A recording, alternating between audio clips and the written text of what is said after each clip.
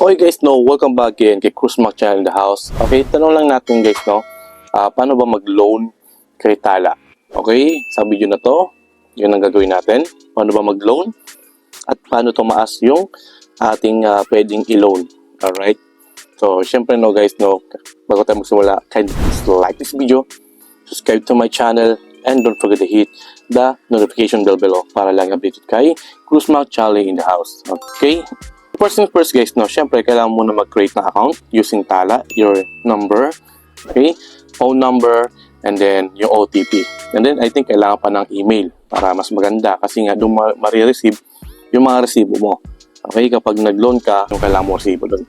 Okay, pero disclaimer lang guys again, this video is for educational and entertainment purposes only, just sharing information and knowledge. Okay, so paano ba number 1 guys to? Syempre gumawa mo na account, okay, and then ano yung purpose na para sa yung loan mo. Yun ang itatanong sa'yo. Okay? And then sa usapang paano tumaas yung balance ko dito. Tumaas yan kasi nga naka 6 times na ako dito. Okay? Ang unang na ibibigay sa'yo dito or syempre i-offer sa'yo ay nasa worth 4. Okay? Depende yun kung may work ka o wala. Kasi nga kailangan mong ilagay doon indicate kung may work ka o wala. Kung wala kang work siguro mas mababa. Pero kung may work ka, starting from 4K. Okay, so naka-4 na ata ako dito. Sorry, 4 or 5. Hindi ko na maalala. Pero binabayaran ko siya on time. Kaya palaki ng palaki yung aking pwedeng i-borrow dito. Okay, so yun ang isa doon guys na kung paano i-borrow. Alright, so click mo na yung borrow kung gusto mo na mag-borrow. Again, sa pin comment to kung gusto nyo para meron ka additional. Okay, click na natin yan. And then dito guys, ito pinakamaganda, exciting dito. Napaka-flexible siya.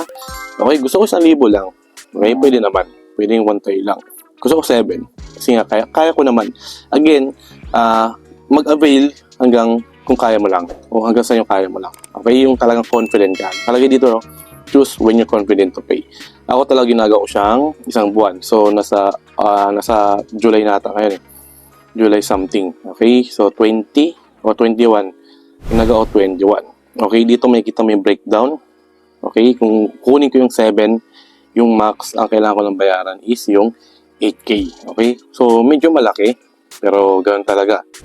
Okay, kailangan nating mag-put kung gusto lang at kung kaya. Pero siguro 5 na lang o 6. Yan, 6. Bale, meron na ako additional doon. Yan, kaya ko naman bayaran yung 7.9. Okay, take note yung 7.9 na. Meron naman tayong breakdown dyan kung saan napunta. Okay, 6. Coming 6. Okay, o 6.5 ko na lang. Kailangan. Yan, 6.5 ko na lang. And then, babayaran ko by Friday o 1 buwan. Kasi nga, again, July 20 ngayon. Ay, July 15. Okay, so 1 buwan may get. Babayaran ko lang 7.8. Kaya ko naman yan. Pero kayo, kung hindi ko kaya, huwag nyong gawin. Okay? Kung hindi kayo confident sa mga gantong bagay, huwag nyong gawin. Disclaimer lang ha. Okay? And then, press natin continue. Yan, makita mo dyan, nakalagay dyan, blah blah blah. Okay, yung amount, yung payment, etc. Okay? Pagkatapos mong kapag in-accept mo to guys, make sure na ilagay mo agad sa calendar mo. 3 days bago mag-due. Okay? Para ma-aware ka na agad na, uy, parating na wala pa akong pambayad. Paano yun? At least meron kang 3 days na buffer. Okay, hindi ko pa naman na-try yun kasi siguro 1 day, okay, isang araw ako, nagbabayad ka na ako. Let's say 21 na kailangan kong bayaran, sa 21, 20 bayad na to. Okay, so yan, agree mo lang yan kung kailangan basahin, etc. Alright, and then accept mo lang yung terms dyan. Yan, saan mo mapupunta? Ikaw bala, sa bangko mo, sa payment, o sa e-wallet. Okay, mostly or kadalasan, ginagamit yung GCash ko. Doon ko na pinapa-transfer doon. And then, kailangan mo ilagay yung email mo guys para makita mo yung resibo. Okay, yung GCash. Pero depende sa'yo. Ako kasi komportable ako GCash, kaya GCash ang pipiliin ko. Though meron tayong transfer fee na 15. Okay, ngayon tatakpan ko lang important information sa akin. Pero makita mo naman yung breakdown dyan. Mababawasan na. Doon na rin kukunin mismo yung pang-transaction fee. Okay lang naman. I-confirm lang natin.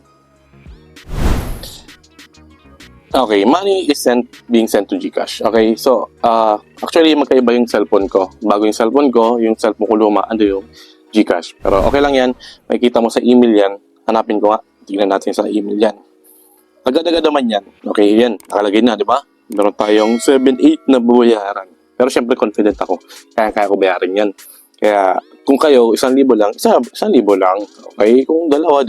Ako kasi, yan ang appetite ko. Kaya ko yan kasi ipapagalawin ko naman yan. Important details dito. Email to guys ha. Hindi ko na ipapakita lahat. Pero dumating na yon. Okay? Nasa email yan. Mag-email sa inyo. Kaya importante ilagay nyo rin email nyo doon. Okay? So, I think yun lang naman guys. No? Again, kung nakatulog sa yung video to, kindly please like this video, subscribe to my channel, and don't forget to hit the notification bell below para lang update kay Cruz Mac in the house para mag-loan sa sala. Okay? Yun lang. Salamat sa panonood and see you sa next video. Cheers!